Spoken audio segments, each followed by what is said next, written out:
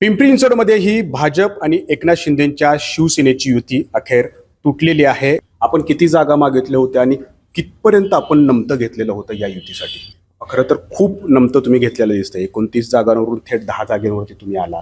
मग कुठं भाजपचा नेमका आग्रह होता, कुठं अट्टहास होता, जेणेकरून ही जी पारंपरिक युती आहे त्याच्यामध्ये तेढ निर्माण? सर्वात सुरुवातीला तुमचे पुतणे निलेश बारणे यांना उमेदवारी नको द्यायला असं एक त्यांच्याकडून बोललं गेलं. तिथूनच आपल्या या युतीमध्ये तेढ निर्माण व्हायला सुरुवात झाली. कुटुंबातले 2 उमेदवार होत होते म्हणून तसा काही त्यांनी एक अट टाकली होती का? कारण तुमचे चिरंजीव विश्वजित पण आहेत आणि दुसरीकडे निलेश पण आहेत, तर 2 नाही 1च जागा आणि त्यात मग ते निलेश बारणेवरती त्यांनी बोट ठेवलं होतं. आता आपण किती उमेदवार उभं करतोय आणि थेट भाजपच्या समोर आपले उमेदवार रिंगणात असणार आहेत.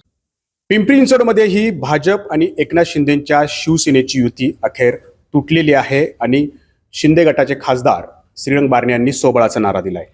आपण नेमकं कुठं फिसकटलं? बऱ्याच चर्चा रंगल्या. काल पण बरेच तास तुम्ही चर्चा केली, अगदी पहाटेपर्यंत चर्चा सुरू होती.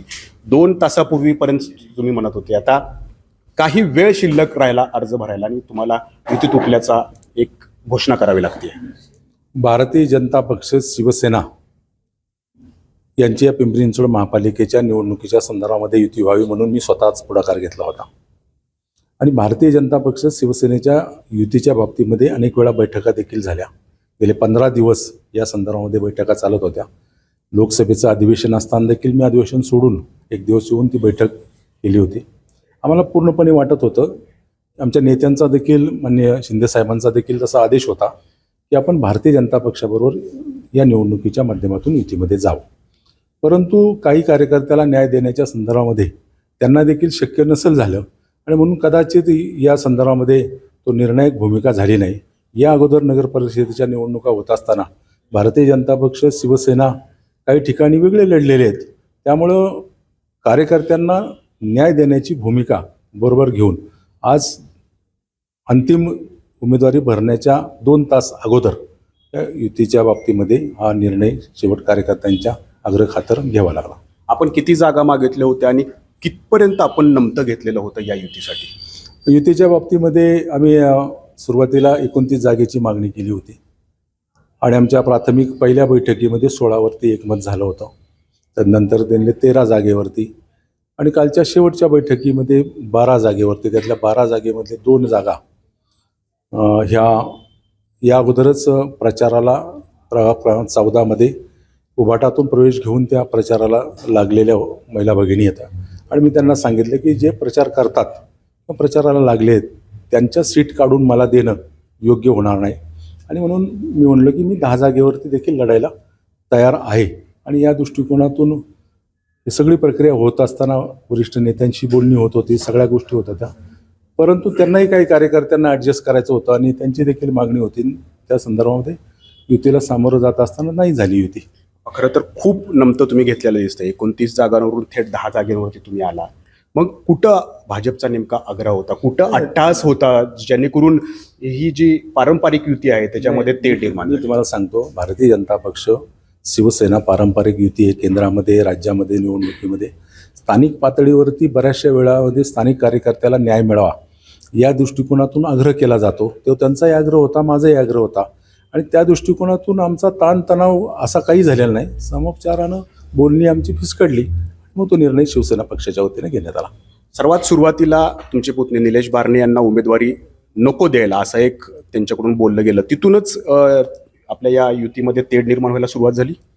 निलेश बारणे या प्रभागातून नगरसेवक आहे आणि जो नगरसेवक आहे त्याच्या जागा भारतीय जनता पक्षाच्या कोणत्याही आम्ही मागितलेल्या नाही. स्थानिक जो सिटिंग मेंबर आहे त्याच्या जागा मागितल्या नव्हत्या. निलेश बारण्याच्या बाबतीमध्ये माझा आग्रह राहिला की तो स्टँडिंग नगरसेवक आहे. त्यामुळे कुटुंबातले 2 उमेदवार होत होते म्हणून तसा काही त्यांनी एक अट टाकली होती का? कारण तुमचे चिरंजीव विश्वजित पण आहेत आणि दुसरीकडे निलेश पण आहेत, तर 2 नाही 1च जागा आणि त्यात मग ते निलेश बारणेवरती त्यांनी बोट ठेवलं होतं. नाही, बघा, अंतर्गत या बाबतीमध्ये सविस्तर आपल्याशी चर्चा करेन. माझे चिरंजीव युवा सेनेचे पश्चिम महाराष्ट्राचे काम करतात आणि माझे चिरंजीव 5 वर्ष या प्रभागामध्ये काम करतात. निलेश बारणे 10 वर्ष नगरसेवक म्हणून शिवसेना पक्षाच्या माध्यमातून काम करतो आणि सिटिंग नगरसेवक असल्यामुळं शेवट सिटिंग नगरसेवक म्हणून आम्ही ती मागणी केली. अजित पवार गटासोबत ही तुमची चर्चा होती असं वेळोवेळी बोललं गेलं. भाजप पण ते म्हणत होतं की त्यांची तिकडं पण चर्चा सुरू आहे. या चर्चेचा काही व्यत्यय यामध्ये आला आणि ही युती तुटली असं काही?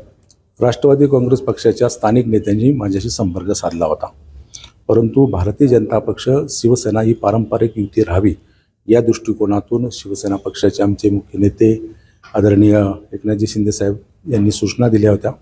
आपल्याला जे योग्य वाटतं त्या दृष्टिकोनातून इथं भारतीय जनता पक्षाबरोबर आपण राहावं आणि त्या दृष्टिकोनातून काही स्थानिक नेते मंडळी त्या संदर्भामध्ये बसले देखील असतील, परंतु निर्णय हा भारतीय जनता पक्षाबरोबर जाण्याचा सुरुवातीपासून झालेला होता. आता आपण किती उमेदवार उभं करतोय आणि थेट भाजपच्या समोर आपले उमेदवार रिंगणात असणार आहेत का? आता ते किती उमेदवार भाजपच्या समोर आहे, राष्ट्रवादीच्या समोर तुम्हाला नंतर आकडा येईल.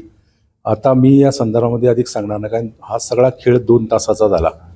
12:30 वाजता 12:30 वाजता निर्णय प्रक्रिया झाली. त्यानंतर अनेक कार्यकर्त्यांना EV फॉर्म दिले, दुसऱ्या पक्षातले पण अनेक कार्यकर्ते आले आणि शेवट तो निवडून येण्याची क्षमता असेल किंवा त्याचं कार्य असेल अशा कार्यकर्त्याला EV फॉर्म देण्याचं काम केलेलं आहे. अनेक निवडणुकीच्या माध्यमातून अनेक पक्ष ज्या कार्यकर्त्याला न्याय मिळत नाही त्याला प्रवेश देऊन त्याला उमेदवारी देतात. ती प्रक्रिया शिवसेने पक्षाने केलेली आहे, परंतु निश्चित आकडा तुम्हाला नक्की सांगेल. तर भाजपनं ऐनवेळी म्हणजे अगदी उमेदवारी अर्ज भरायला 2 तास उरले होते त्याच वेळेला ही युती तोडलेली आहे. त्याच्यामुळं शिंदे गटाकडं खूप कमी अवधी राहिला आणि आता त्यांनी स्वबळाचा नारा दिलेला आहे. परंतु प्रत्यक्षात ते कुणाच्या विरोधात आणि कसं लढणार आणि ही मैत्रीपूर्ण लढत असेल की प्रत्यक्षात लढाई आपल्याला पाहायला मिळणार हे पाहणं महत्त्वाचं राहणार आहे. कॅमेरामॅन शैलेश जाधव, नाजीमुल्ला, ABP माझा, पिंपरी चिंचवड. ABP माझा, उघडा डोळे बघा नीट.